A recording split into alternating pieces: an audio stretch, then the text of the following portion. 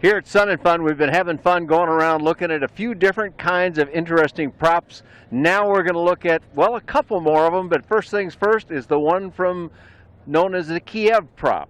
I'm Dan Johnson. I'm talking with Ted Bryant, who's going to tell me everything he knows about Kiev Props, which, since you said you're an expert, ought to be a lot. It's a lot. All right. So first of all, give me your background, Ted. Tell me how you got started in this business, and then we'll get into the prop details. Well, as you know, Dan, I've been a Rand's aircraft dealer for a real long time. And we had an ultralight school going, and we used the Rand's S12s back in the 90s. And we got a lot of complaints about the noise. So called Paula Schlitter. You're right up close here. See if she could help us out with the noise and what she recommended. And she's a different gearbox and whatnot. So, and then John Hunter from Spectrum. Oh yeah, I remember John. Yeah, he was using, he was actually selling the Aeroprakt at the time. From Kiev. From Kiev, so I yeah. get the connection now. And the propellers were on there. So I got a Kiev prop, and John ordered it for me. But he wasn't selling props. He said, I don't sell props, I sell airplanes, but I can get you in touch with these guys. Beautiful. I took one to our club, and I flew it. It was so quiet, nobody heard me come in. And at the club, we sold 4 props. Is that right? Yeah. And just like that, huh? Just like that. And the next thing you know, we were just ordering propellers. I became a dealer for Kiev Prop, formed a company, Kiev Prop America. And that was about 18 years ago. 18 years you've been doing this act. And we're still selling these beauties. All right. Now, the folks that are building them in the Ukraine, then, how long they've been at the game, Ted? They've been at the game since the 70s. 70s, okay. Yeah, so this is a very experienced company. Right. Do they specialize in lighter aircraft, or do they do props for big things? Mostly Rotax powered. Okay. They can put a propeller on anything that has a reduction unit. But I see it's got a leading edge treatment. Yeah, that's our brass leading edge. Brass is the material on that, huh? Right, it's brass. And what material is this? This is fiberglass. Just pure fiberglass? It's just pure fiberglass. Okay. There's this one is not carbon fiber. We have another model that I'll show you with our other company. But this is fiberglass. It's made in an autoclave. It's seamless, one-piece construction, which at the time when we brought it over here was almost new to the industry over here. No one was doing that. The nickel edge was popular, but it was easy for them to work with the brass because that's hand molded. But when this comes out of the autoclave, the only thing they have left to do is paint it. Everything's installed in the autoclave under extreme pressure. That and put a label on it. That put a label on it. All right, and these are ground adjustable props? This is ground adjustable. They make them in various combinations. I mean, I see the one right here on the Rand's S20 Raven. That's a 3-blade. Are they all 3-blade, or what else do they do? 5. Don't have a 2. We have a 3-blade, 5-blade, and 6-blade. Okay. And tell somebody that doesn't know, you know, a lot of people see a 2-blade prop. It's on a lot of airplanes, a lot of GA airplanes just use 2-blade. What's the advantage of 3, and then why would there be a reason for 5 and 6? Well, the more blades you go, you can typically get a better takeoff. You'll run a little less pitch. Okay, we got 3 paddles in the water instead of 2. Okay, but for cruise, it could obviously creates a little bit more drag. So 6 is better than 3 in that context. If you have 6 is better than 3 if you want to get off the water real quickly. If you have a float plane or like the dragonflies that tow the hang gliders. Okay.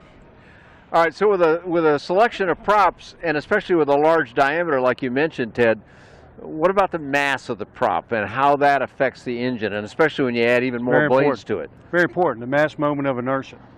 The Kiev prop is probably one of the lightest in the whole industry. And of course, as you go with more props, you're adding more weight.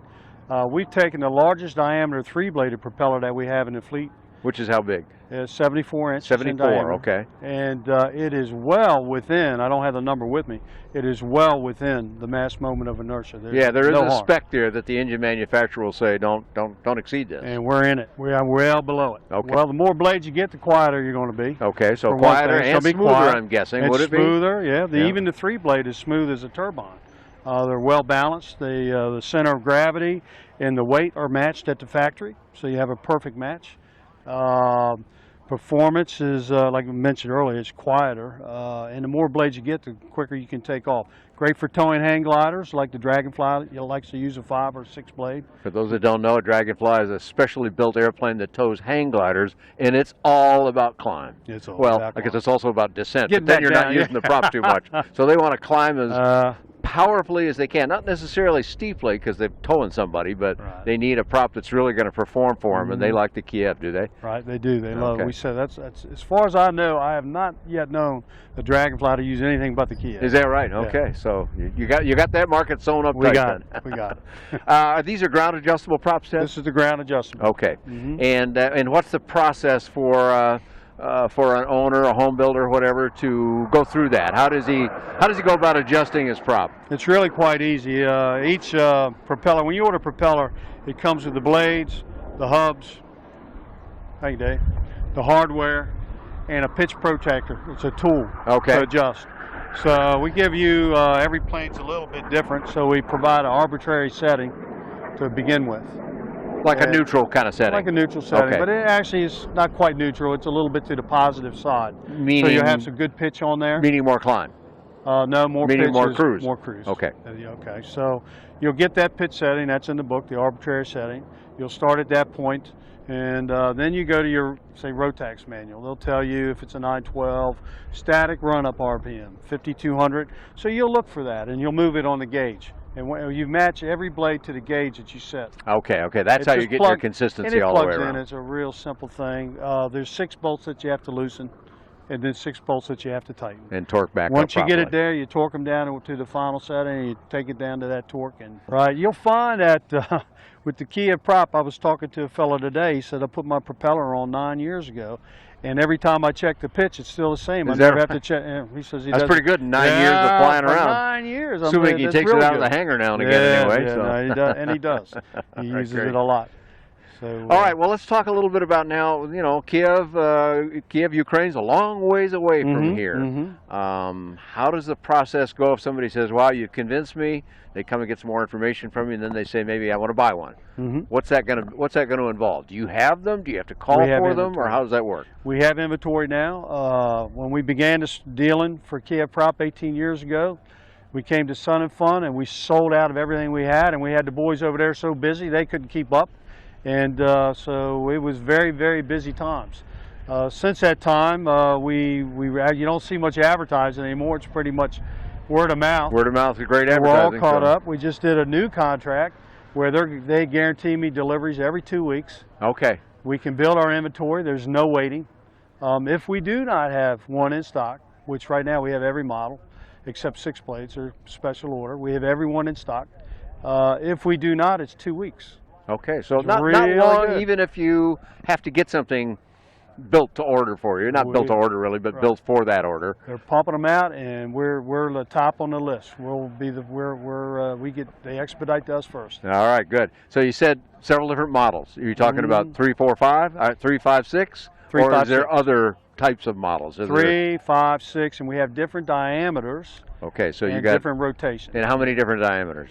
We currently have about 4 diameters. 4 diameters, starting and 3 from different. 63 to 74 inch. Okay, so that's a fair bit of inventory to keep in stock. That's our range. Yes, it is. All right. And how about hubs? Do they do the hubs as well? They do the hub. Okay, so they supply you everything you need to bolt onto the aircraft. The bolts, the hardware, everything. When you order a propeller, you have everything that you need. If you need a spacer, now that's an option, okay? Because not every plane needs a spacer or a spinner to move it in and out a little bit. Yeah. A lot of times, like to get off this cowling here, you put a 1.2 inch spacer on there so our spinner doesn't hit the cowling. Okay. So, also we sell spinners. Oh, okay. That's another option. All right. And that could be quite a few different kinds of things then. It depends on the airplane and stuff, does it not? Because you want to line up. Yeah, we sell a 9-inch spinner. Okay. We have other companies that sell the other ones. This is a RAN spinner made for this particular aircraft. I see, okay. The Kiev spinner, the Kiev Prop spinner is already cut, painted in black or in white. Okay, all right. All right, Ted, that's a lot of good information, and our duty out here is to come and ask you questions that people would ask if they got to come to the show. Too bad for them, but good for us. Give you the information that they need out there. And where can they go? Because inevitably, I didn't ask the question that somebody out there wants to know. Where do we find you on the web? We'll put it up on the screen for folks. KievProp-America.com. Okay, pretty simple. You can find more about the kind of airplanes that these Kiev Props go on, and there are many of them. Lots of affordable aviation, all available on BuyDanJohnson.com. Thanks for talking to Ted Bryan and myself here at Sun and Fun.